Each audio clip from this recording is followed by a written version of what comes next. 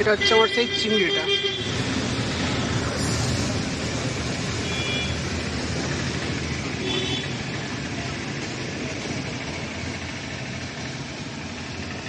ও লাউ চিংড়ি, তো লাউটা অল্প পরিমাণে আছে, বাট চিংড়িটা বেশি পরিমাণের।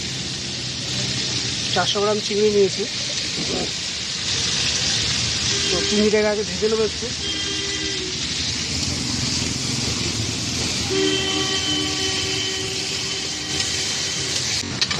চিংড়িটা ভাজা হয়ে গেছে, কারণ বেশি করে ভাজবো না, তাহলে যে চিংড়ির ফ্লেভারটা থাকে সেটা চলে যাবে।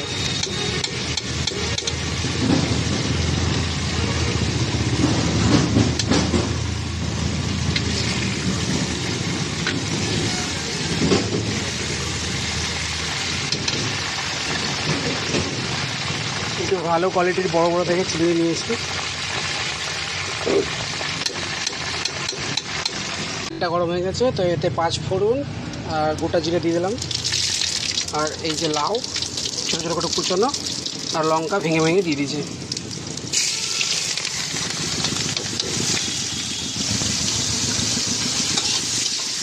এই লাউটাকে ভালো করে একটু ভেজে নেবো।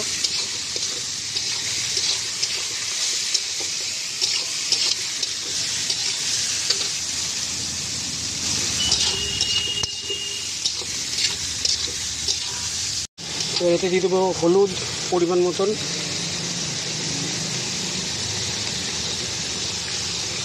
দিয়ে দেবো লবণ পরিমাণ মতন,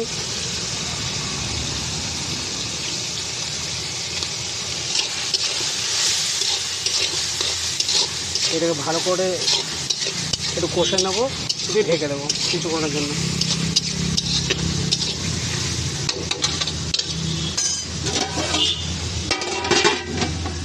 নেবো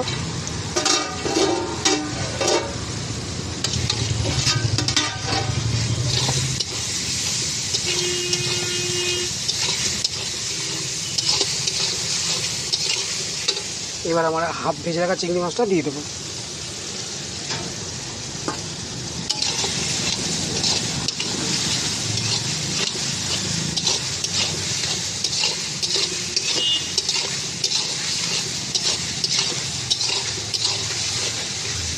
তেলটা বেরোচ্ছে, তেলটা বেশি, জলটা তো হয়তো শুষে নেবে, জলটা কমে যাবে, আর তেলটা থেকে যাবে, তার জন্য একটা জিনিস দেবো, আর এটা তো টেস্টটাও বাড়বে, সেটা হচ্ছে মসুর ডাল কিছুটা পরিমাণ।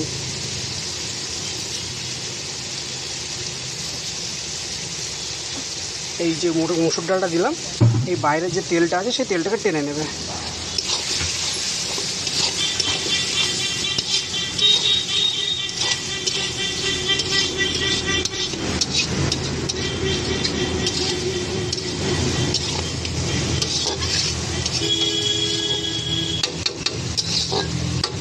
আর এই টাইম স্টিমটাকে একটু লো রাখবো,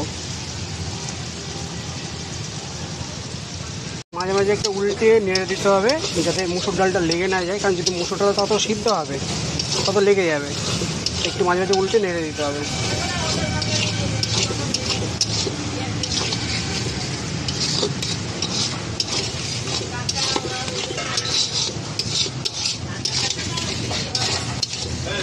এবার একটু সামান্য পরিমাণ জল দিয়ে দেবো।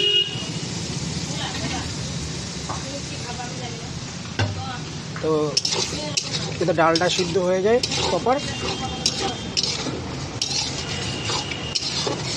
আর লবণ একটু স্বাদ মতন আমি আর একটু দিয়েছি।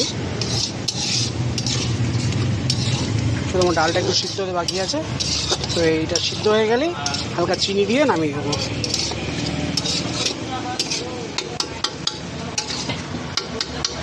চিংড়িটা পুরো রেডি, এবার এটাকে নামিয়ে দেবো। সামান্য পরিমাণ চিনি ও একটু ঘি দিয়েছি, দেখুন।